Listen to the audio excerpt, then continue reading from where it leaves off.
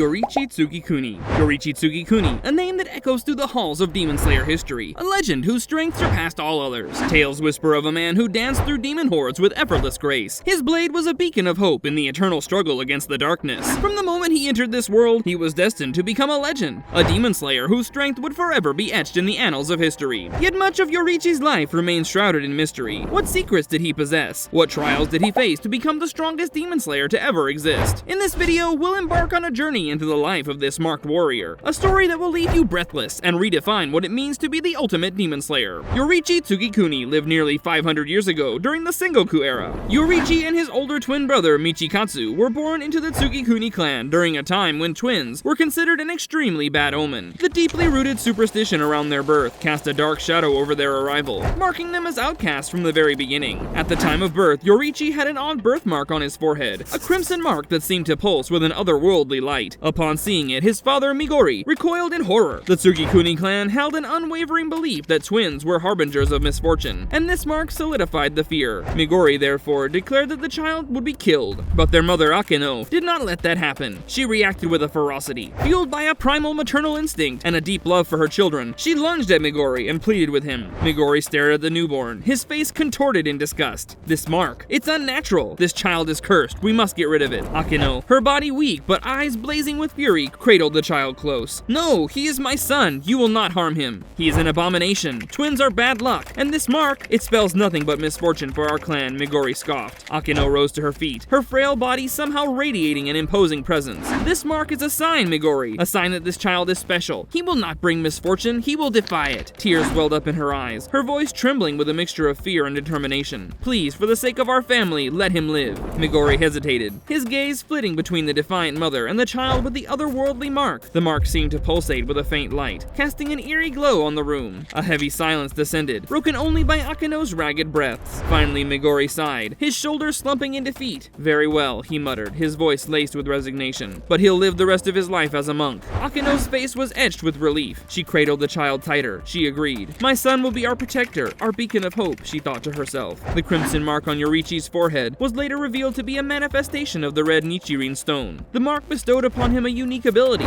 the power to see the flow of life within living beings. This wasn't just a visual perception, it was an almost tangible sense, a constant hum resonating from every living creature around him. He could perceive the intricate network of veins and organs pulsing with life force, a symphony of existence playing out before his eyes. This ability granted him an unparalleled understanding of anatomy and physiology. He could discern weaknesses in his opponents with a single glance, predicting their movements based on the subtle shifts in their life force. This ability wasn't limited to physical beings. Yoriichi could also perceive the flow of spiritual energy, allowing him to sense the presence and intentions of beings with uncanny accuracy. Later, when he joined the Demon Slayer Corps, this vision became a cornerstone of his fighting style, allowing him to anticipate attacks, exploit vulnerabilities, and strike with a precision that bordered on the supernatural. It was a constant companion, a silent guide that elevated him to a level far beyond any ordinary demon slayer. As a child, Yoriichi witnessed firsthand devastation by the demons, the blood-curdling screams echoing in the night, the mangled bodies left in their wake as they ravaged his own village, and the terrified faces of his neighbors etching these horrors onto his young mind. Families were torn apart, children were orphaned, and the elderly were left defenseless. One night, the village was plunged into chaos by a demon attack. Yoriichi rushed into the fray, his blade defying the encroaching darkness. The battle raged, but as the dust settled and the demon was vanquished, a horrifying truth became clear. His brother Michikatsu was missing. Yoriichi frantically searched everywhere, calling out his brother's name, but he could not find any clue of his brother. The absence of a body fueled Yoriichi's worst fears, the chilling possibility that his brother had fallen victim to the demon's insatiable hunger scarring his soul. This was devastating for Yoriichi, and he promised to take revenge for his brother. That's when he decided to become a demon slayer, a warrior who would stand between humanity and the horrors lurking in the shadows. Yoriichi dedicated himself to becoming a demon slayer. His determination burned with the intensity of 1,000 suns, driven by the memory of his twin brother and the countless lives lost to demon attacks. Fate intervened when Yoriichi's path crossed that of Jigoro Kuwajima, a seasoned demon slayer with a weathered face and eyes that held the wisdom of countless battles. Jigoro could sniff out exceptional talent like a bloodhound on a demon's trail, and he recognized the raw potential simmering within Yoriichi. He saw in the young boy a prodigy unlike any he had encountered before. Under Jigoro's tutelage, Yoriichi embarked on a grueling training regimen that would push him to the very edge of his physical and mental capabilities. Days bled into nights as he honed his swordsmanship with unwavering focus. Jigoro's training was a brutal ballet, a relentless barrage of drills and exercises designed to break down Yoriichi's body and rebuild it into a weapon of unparalleled precision. He trained under the scorching summer sun and the biting winter wind, his sweat mingling with the tears of exertion. Jigoro wouldn't tolerate even the slightest imperfection. He drilled into Yoriichi the importance of proper form, the subtle nuances of blade control, and the critical footwork that would allow him to dance around even the most ferocious demons. He pushed Yoriichi to the point of exhaustion, forcing him to tap into reserves of strength he never knew he possessed. Yoriichi absorbed Jigoro's teachings like a sponge. He mastered techniques with an uncanny ease, his movements becoming a blur of calculated precision and fluid grace. His strikes were swift and lethal, each swing infused with raw power, honed through countless hours of grueling practice. Jigoro knew that he was witnessing the birth of a legend, a demon slayer who would one day surpass even the most seasoned Hashira. When Jigoro realized that the boy was ready to face the demons out there, he let Yoriichi join the Demon Slayer Corps. Yoriichi's journey within the Demon Slayer Corps was nothing short of meteoric. Yoriichi's rise coincided with the development of breath styles. Yoriichi developed the sun-breathing technique that mimics the life-giving properties of the sun, which was unlike anything the world had ever seen. It imbued Yoriichi's attacks with an almost holy radiance, capable of obliterating even the most powerful demons. It's believed that all the breathing styles like flame breathing, water breathing, or wind breathing, which are widely used today by the Demon Slayer Corps, are actually originated from the sun-breathing form that was developed by Yoriichi. The 13 breaths, each mimicking the power of a natural element, were inspired by the principles he established with sun breathing. These styles, passed down through generations, became the cornerstone of the Demon Slayer Corps' arsenal, a testament to the enduring influence of the strongest Slayer to ever exist. However, his legend wasn't forged solely through victory. Muzan sensed the immense threat Yoriichi posed and became obsessed with eliminating him, so he sent the Upper Moon One to eliminate Yoriichi. And guess who was the Upper Moon One? Yoriichi's twin brother, Michikatsu. Kokushibo, formerly known as Michikatsu, Yoriichi's twin brother, who was lost one fateful night, had ascended to the rank of Upper Moon One, the strongest demon under Muzan. Muzan sent Yoriichi's twin brother to annihilate him. Their battle was a legend within the Demon Slayer Corps.